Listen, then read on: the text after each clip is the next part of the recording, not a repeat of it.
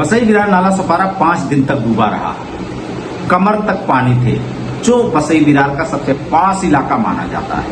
वसई विरार तो छोड़िए, नाला सपारा का जो सबसे पास इलाका माना जाता है, जहां यहाँ के एमएलए राजन नाइक रहते हैं, वहां कमर भर पानी था। पूर्व सभापति अतुल सालुंखे जहां रहते हैं, पाटनकर का इलाका पूरा भरा हुआ था, कमर तक पानी था वहां। इसका जिम्मेदार कौन है? 5 दिन तक ना बिजली आई, ना पानी लोगों को मिला और ना ही कनेक्टिविटी रही।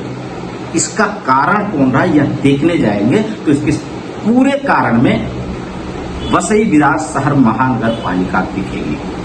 इसके अलावा जो सबसे बड़ी जिम्मेदारी बनती है यहाँ के जनप्रतिनिधियों की, जिनमें चाहे राजन नाइक अप्पा हो, चाहे अतुल सालुंखे हो, चाहे दूसरे नगर सेवक या बीबीसीएमसी के तमाम पदाधिकारी। कहते हैं नाला सफाई हुआ और हमेशा की तुलना में इस बार कई गुना ज्यादा पैसे लगे। 18 से 30 करोड़ का आंकड़ा सामने आ रहा है कि लगभग इतना खर्च हुआ है, जबकि इसके पहले इससे कम में नाला सफाई होती रही है। और इसके बावजूद अगर डूबा तो उसका कारण क्या रहा?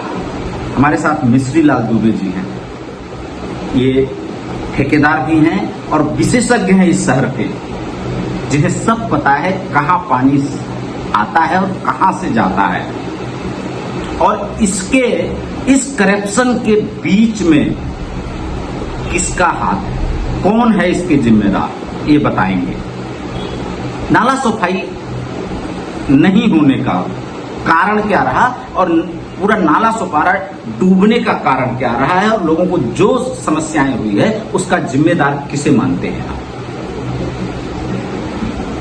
दिनेश जी, मैं सबसे पहले तो आपको बताऊं कि इसका मैं मेन जिम्मेदार उस नागरिक, उस जनता को ही मानता हूं जो अपने चंद फायदे, चाहे वो जाति धर्म देख करके और चाहे कुछ फायदे के लिए या 1500 लेकर या फ्री की रोड़ी के लिए जो लोग वोट देते हैं, सबसे पहले तो अपने खुद की बुरे दिन के वो स्वयं जिम्मेदार हैं। मैं ये स्पष्ट कर, बिल्कुल। रही बात नाला सफाई रिलेटेड, नाला सफाई के रिलेटेड नाला म्युनिसिपैलिटी की जितनी मशीनें चलती हैं, जीपीएस को फर्जी एडिट किया जा रहा है। ये बात मैं शुरू से उठा रहा हूं और ये जो चाहे वो चेक कर ले, जब चाहे फर्जी एडिट करके वहां पर बिलें पेश की जा रही हैं, जिनकी कोई जांच पड़ताल इसलिए नहीं होती कि उसमें के सब उसमें बराबर के हिस्सेदार हैं। बिल्कुल, हाँ।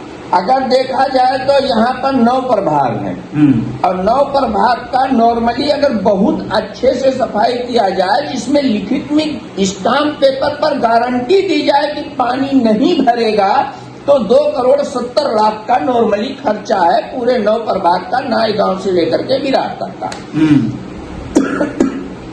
और जब पानी नहीं भरता था तो यही कारण था कि प्रभाग वाइज 12 लाख से लेकर के और 30, 35, 40 लाख तक का छोटे बड़े प्रभाग के हिसाब से बिल बनती थी। और बढ़िया करके तब पानी जमा ही नहीं होता था, क्योंकि लोग 12 लाख के बिल को 14 लाख करने के लिए फिजिकल मेहनत करते थे। बिल्कुल। लेकिन जब से भ्रष्टाचार देवी का पदार्पण हुआ है, तब से कोई काम ना करके सिर्फ जीपीएस में और सिस्टम में और एडिटेड फोटो लगाने में ही टाइम लगाते हैं, मेहनत करते ही नहीं, वहां नाला सफाई होता ही नहीं। अगर देखा जाए तो कुछ एरिया में हुआ कि नहीं हुआ नाला सफाई, ये सबसे बड़ा सवाल है। और अगर नाला सफाई हुआ होता तो इतना भरता कैसे है?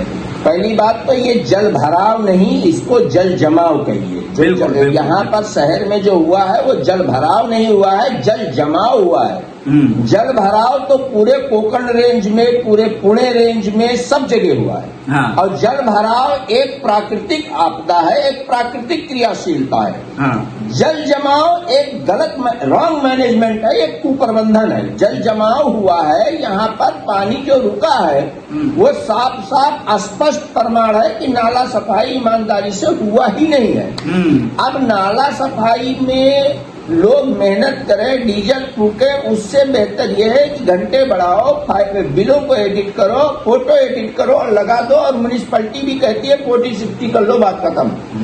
और ये 40-60 का बिल का फार्मूला मैं पूरी जिम्मेदारी से कह रहा हूं कि नाला सफाई में बहुत चलता है। अब इस शहर में यहाँ का एमएलए बीजेपी से हैं, महानगर पालिका पे बहुजन विकास अघाड़ी है, तो ये दोनों हैं तो विरोधी कहने को, लेकिन मुझे लगता है कि बंदरबाट इन दोनों में हुआ है ये, और भुगत रही है यहाँ की पब्लिक।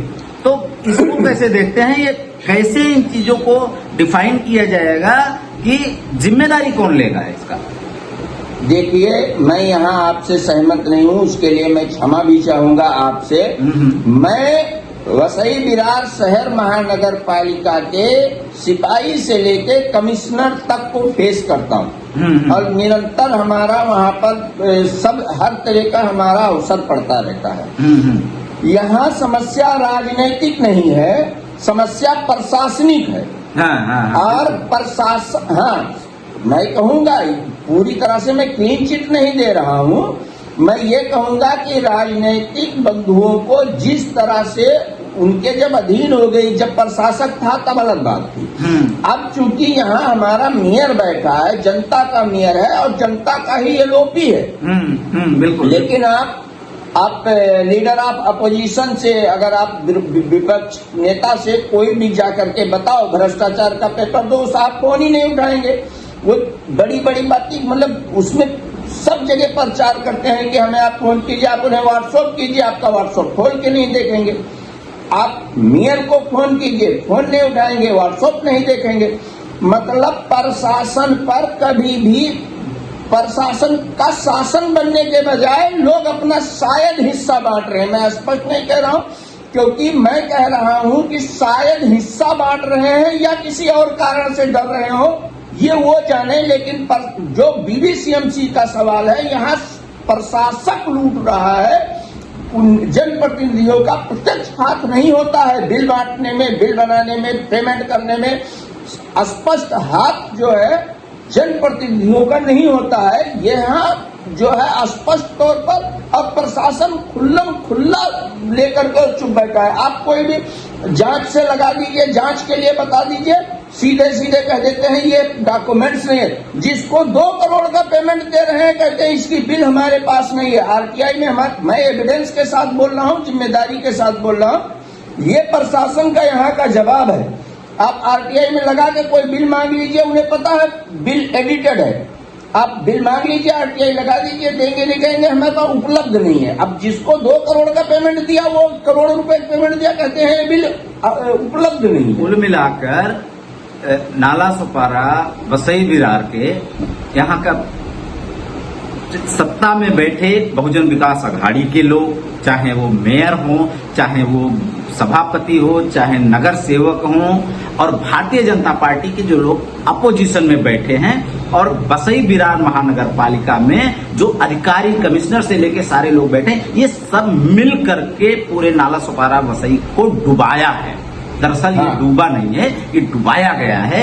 इन अगर बातों को हम देखें तो इन लोगों ने मिलकर पूरे वसई विरार को तबाह कर दिया। पहले लूटा, उसके बाद पानी में डुबोया है। क्योंकि अगर पानी लूटा नहीं होता और ईमानदारी से काम किया होता तो आज ये स्थिति ना होती और नाला सुपारा वसई विरार के लोगों को 5 दिन तक लॉकडाउन जैसी स्थिति को झेलना नहीं पड़ता।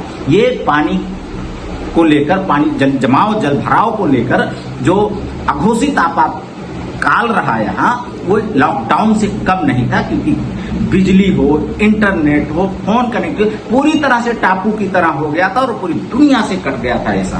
तो सबसे बड़ा सवाल है इन पर आगे क्या कार्रवाई होगी, क्या कुछ होगा इसको लेकर। इस स्थितियों को फेस किया नाला सुपारा वसई विरार की जनता ने, तो क्या आपको लगता है कि कुछ इन पर इसका कुछ फर्क पड़ेगा?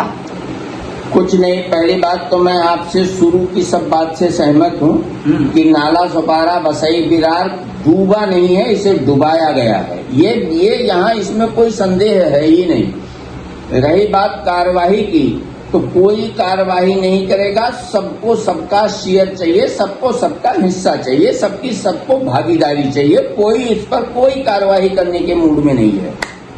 रही बात एक नागरिक के तौर पे मैं स्वयं BNSS 218 भारतीय न्याय सुरक्षा संहिता 2023 की धारा 218 के अंतर्गत मैं स्वयं अभी कानूनी पहलुओं पर विचार कर रहा हूं, क्योंकि मैं समझता हूं निजी तौर पे कि किसी भी नागरिक को उसको पूरी तरह से मैं समझिए इसको हाउस अरेस्ट की तरह कर दिया है यहाँ लाखों नागरिकों को। तो मैं हाउस अरेस्ट हो गए तो मैं समझता हूं कि ये मूल अधिकारों का, संविधान प्रदत्त मौलिक अधिकारों का उल्लंघन हुआ है। हम इस पर थोड़ा विचार कर रहे हैं, लेकिन मेरे जैसे एक आध 2 4 6 को जोड़ के कागज डाल के कुछ ज्यादा निकलेगा नहीं, लेकिन कम से कम मैं अपने आप को संतुष्ट करने के लिए ये केस फाइल करने के बारे में विचार कर रहा हूं कि कम से कम ये तो हो कि जब नगर जल रहा था तो मैं बुझाने वालों में था, जलाने वालों में नहीं। यहाँ तो ये है कि जब नगर डूब रहा था तब भी मैं उबारने वालों के साथ में था, डुबाने वालों के साथ में। कुल मिलाकर अब इस पर सरकार को संज्ञान लेना चाहिए। ये बसई विरार को चलाना ना तो बहुजन विकास आघाड़ी के बस की बात है, ना यहाँ के इनके लोकल MLA और नगर सेवकों के बस की बात है। इसको सरकार को संज्ञान में लेना चाहिए और आगे से बसई विरार नाला सुपारा को डूबने से बचाना चाहिए।